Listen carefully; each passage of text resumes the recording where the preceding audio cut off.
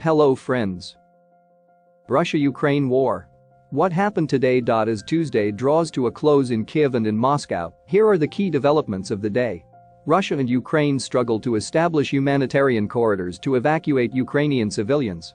Moscow set a new deadline for Ukraine to agree to humanitarian corridors that would route people through Belarus and Russia. Kyiv previously rejected such routes. Over the weekend, similar efforts to arrange safe exits collapsed, with Ukrainian authorities saying Russian troops fired on civilians.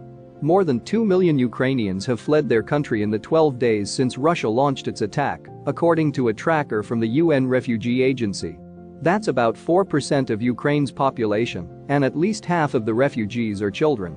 The vast majority of the refugees have crossed into Poland, which borders Ukraine to the west.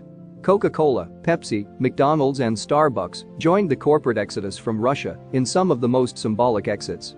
Hundreds of companies have suspended operations in the country, where people are rapidly losing access to foreign brands of clothes, makeup, cars, furniture and streaming and banking services. Russia is now the world's most sanctioned nation. The White House is banning imports of Russian oil, which accounts for less than 10% of U.S. imports. The United Kingdom and European Union also announced plans to phase out their imports of Russian fuel. In depth. Stalled and frustrated, Russian President Vladimir Putin will likely double down in the coming weeks, CIA Director William Burns warned U.S. lawmakers. What's going on with social media and tech companies in Russia? Here's a rundown of where they stand. The head of Russia's central bank, Elvira Nabiullina, is famous for symbolic brooches and outfits. Here's what her all-black outfit says about how sanctions are pinning down the country's economy.